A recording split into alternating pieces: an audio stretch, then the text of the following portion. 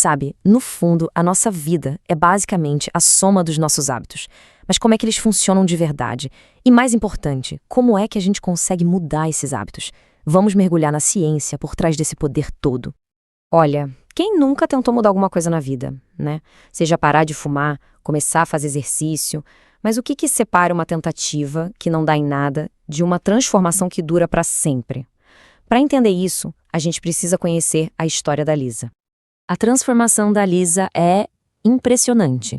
Em poucos anos, ela saiu de uma situação com dívidas, obesidade e fumando todo dia para se tornar uma maratonista com a carreira que sempre quis. Para os cientistas, ela virou um caso de estudo perfeito.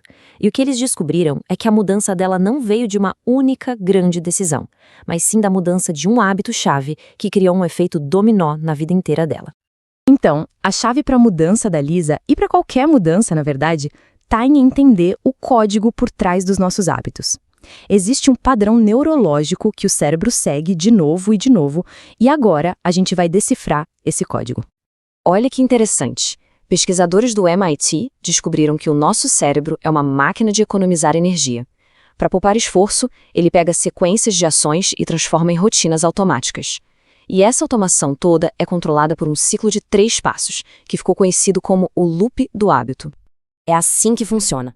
Primeiro, tem a deixa, que é tipo o gatilho que bota o cérebro no piloto automático. Logo em seguida vem a rotina, que é a ação em si. E para fechar, a recompensa, que é o que faz o cérebro pensar: opa, gostei disso, vale a pena guardar.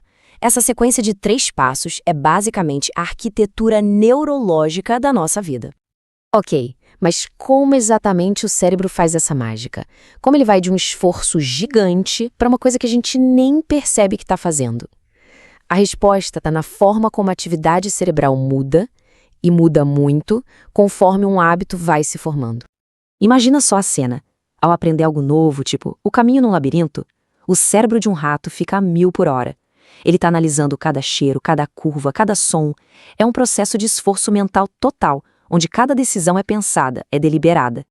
Só que aí, com a repetição, o cérebro começa um processo que os cientistas chamam de agrupamento. Ele basicamente comprime toda aquela sequência de ações num bloco só, num comando automático. A atividade cerebral cai drasticamente, porque o cérebro não precisa mais pensar no que fazer, ele só aperta o play no programa que ele mesmo criou para economizar energia. E se tem uma história que mostra isso de um jeito impressionante, é a do Eugene Pauly. Depois de um dano cerebral que acabou com a memória de curto prazo dele, ele não conseguia mais desenhar o mapa da própria casa. Mesmo assim, todo dia, ele saía para caminhar e voltava para casa sozinho. Por quê? Porque os hábitos dele guardados numa parte mais antiga e intacta do cérebro guiavam o caminho. O corpo dele lembrava o que a mente já tinha esquecido. Certo, então se os hábitos são tão automáticos, tão enraizados no nosso cérebro, quase como um instinto, quer dizer que a gente está preso neles para sempre? Felizmente, a resposta é não. Existe uma regra de ouro para reescrever essas rotinas automáticas. A grande sacada não é tentar ignorar o gatilho, a deixa ou lutar contra o desejo pela recompensa. Eles estão gravados lá no fundo do cérebro. O truque é manter a mesma deixa e a mesma recompensa, mas trocar conscientemente a rotina que fica no meio do caminho. É basicamente como se a gente sequestrasse o nosso próprio loop do hábito para um propósito melhor. Vamos pegar o exemplo da Mandy, que tinha o hábito de roer unhas. A deixa dela era a atenção nos dedos. A recompensa que ela buscava era uma sensação de estímulo físico. Ao invés de lutar contra isso, ela usou a regra de ouro. Quando sentia a tensão nos dedos, ao invés de levar a mão à boca, ela fechava os punhos ou colocava as mãos nos bolsos. A deixa era a mesma e a recompensa, o estímulo físico, era parecida, mas a rotina destrutiva foi trocada por uma neutra. Mudar a rotina é o primeiro passo. É fundamental.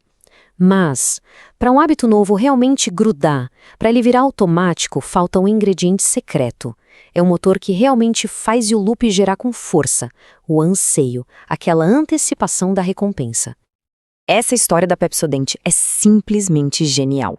Pensa só, no começo do século XX, quase ninguém escovava os dentes nos Estados Unidos. A Pepsodent mudou isso tudo, e não foi falando dos benefícios para a saúde, não. Eles criaram um anseio. A sensação de formigamento, de frescor que a pasta de dente deixava na boca virou a recompensa que as pessoas começaram a desejar. E foi esse desejo que transformou a escovação num ritual diário para milhões de pessoas. E é aqui que o jogo vira. Quando o cérebro começa a antecipar a recompensa, seja a sensação de frescor da pasta de dente ou a endorfina depois de uma corrida, ele desenvolve um anseio.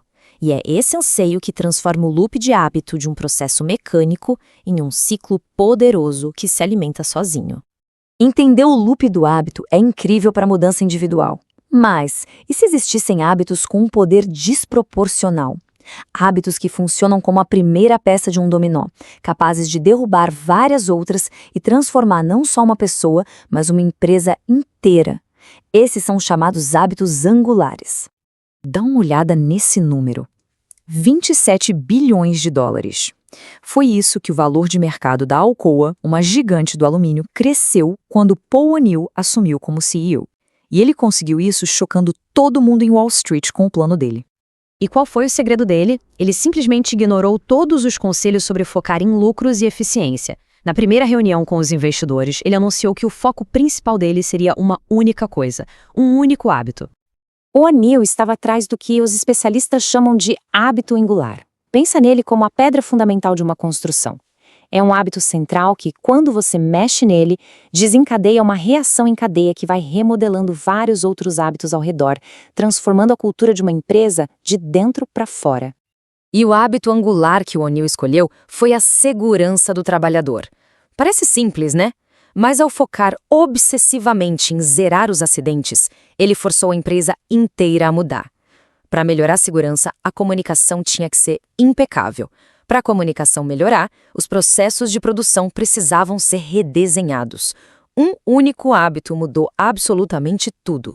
No fim das contas, isso tudo nos leva de volta a uma ideia do filósofo William James.